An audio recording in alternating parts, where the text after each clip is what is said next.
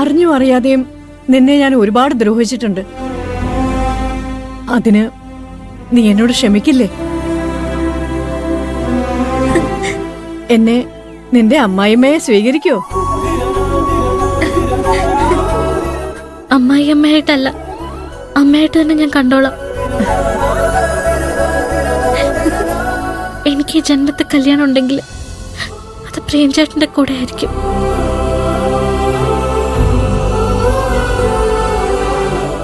ഇത് വാങ്ങുമോളെ.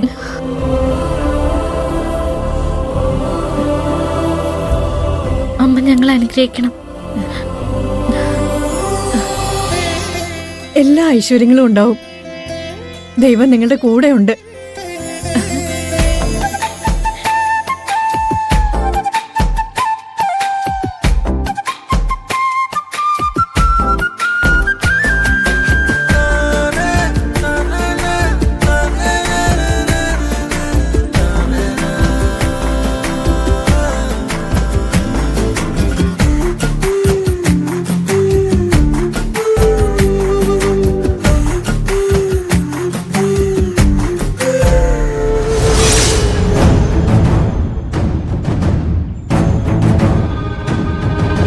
നിങ്ങളൊന്നും പറഞ്ഞില്ല.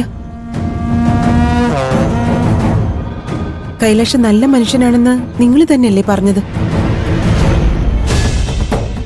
ഇവന് പാറുവിന് കല്യാണം കഴിക്കാനുള്ള യോഗ്യതയില്ലേ? യോഗ്യത കൂടിപ്പോയെന്നെ പേടി. കൈലാഷിനെ പോലെ പഠിപ്പും കാശുമുള്ള ഒരാൾക്ക് വലിയ കുടുംബങ്ങളിൽ നിന്ന് ബന്ധം ആലോചിച്ചെന്ന് വരും. ഞങ്ങളൊരിക്കലും കൈലാഷിന്റെ കുടുംബത്തിന് ചേർന്നവരല്ല. ഇത് ശരിയാവുമെന്ന് തോന്നില്ല.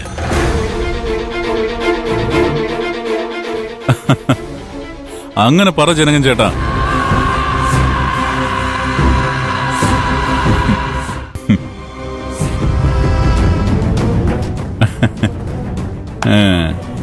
വലിയ കാറിൽ വന്നിറങ്ങി ഷോ കാണിച്ചാൽ ജനകൻ ചേട്ടൻ വീണു പോകുന്നു കരുതിയോ? കാശ് കണ്ട് കണ്ണു മഞ്ഞളിക്കുന്ന ആളൊന്നും അല്ല ജനകൻ ചേട്ടൻ. ജാതിയും കുടുംബമൊക്കെയാണ് ജനകൻ ചേട്ടന് വലുത്. പാറുവിനെ ഞാൻ കല്യാണം ആലോചിച്ചതാ. പാറുവിന്റെ ജീവിതത്തിൽ കല്യാണ യോഗം ഉണ്ടെങ്കിൽ അത് എന്റെ കൂടെ ആയിരിക്കും. മനസ്സിലായോ? കൂടുതൽ സംസാരിച്ച് സമയം കളയാതെ പോവാൻ നോക്കടാ. ഒരു വൃത്തികെട്ടവും വീട്ടിൽ കയറി വന്നിട്ട് നമ്മുടെ അതിഥികളോട് മോശമായിട്ട് പെരുമാറുന്നത് കണ്ടിട്ട് മിണ്ടാതെ നിൽക്കുവാണോ? ഇവരെ കഴുത്തിൽ പിടിച്ച് പുറത്താക്കിയില്ലെങ്കിലേ ഞാനത് ചെയ്യും. ദേവകി, നീ മിണ്ടാതെ നിൽക്ക്. നീ എന്റെ മോളെ കല്യാണം ആലോചിച്ചോടെ വന്നപ്പോ ഞാൻ നിന്നെ നാണം കെടുത്തി ഇവിടെ നിന്ന് ഇറക്കി വിട്ടത് നീ മറന്നോ? നിനക്ക് തരാനുള്ള പൈസ തന്നോടുകൂടി നമ്മൾ തമ്മിലുള്ള എല്ലാ ഇടപാടും തീർന്നു. ഇനി ഓരോന്നും പറഞ്ഞ് ഈ വീട്ടിലേക്ക് കയറി വന്നാൽ ഞാൻ പ്രതികരിക്കുന്നത് എങ്ങനെയാണെന്ന് എനിക്ക് തന്നെ അറിയില്ല. നമ്മൾ തമ്മിലുള്ള പ്രശ്നം പിന്നീട് ചർച്ച ചെയ്യാം. കല്യാണത്തിന് താല്പര്യമില്ലെന്ന് പറഞ്ഞ സ്ഥിതിക്ക് ഇവരോട് ഇറങ്ങി പോകാൻ പറ ജനകൻ ചേട്ടാ. അവരോട് ഇറങ്ങിപ്പോകാൻ പറയാൻ നീ ആരടാ? എന്താ ജനകൻ ചേട്ടാ ഇങ്ങനെയൊക്കെ സംസാരിക്കുന്നേ? എന്നാണെങ്കിലും പാറുവിനെ കല്യാണം കഴിക്കേണ്ടത് ഞാൻ തന്നെയല്ലേ? വേണ്ട കൈലാഷ്, ഇവര് വേണോന്ന് വെച്ച് പ്രശ്നം ഉണ്ടാക്കാൻ വന്നവരാ.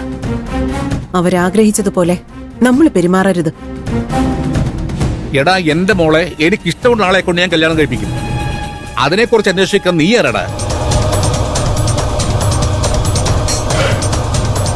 നീ എന്താ പറഞ്ഞേ? ഞാൻ ജാതി നോക്കി കല്യാണം നടത്തുവന്നല്ലേ? എന്നെ സംബന്ധിച്ചിടത്തോളം മനുഷ്യന് രണ്ട് ജാതിയേ ഉള്ളൂ, നല്ലവരും ദുഷ്ടന്മാരും. കൈലാഷ് നല്ലവനാ, നീ ദുഷ്ടനും.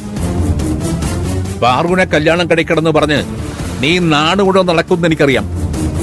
അതൊരു അവസരം ഉണ്ടാക്കാൻ വേണ്ടി പറയാ.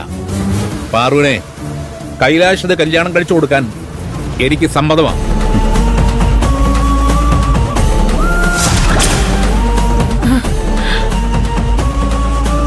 ഇനി മേലാൽ നീ പാറുവിനെ കല്യാണം കഴിക്കുന്നെന്ന് പറഞ്ഞു നടന്നാൽ അത് ഞാൻ അറിഞ്ഞാൽ എന്റെ പ്രതികരണം വളരെ മോശമായിരിക്കും.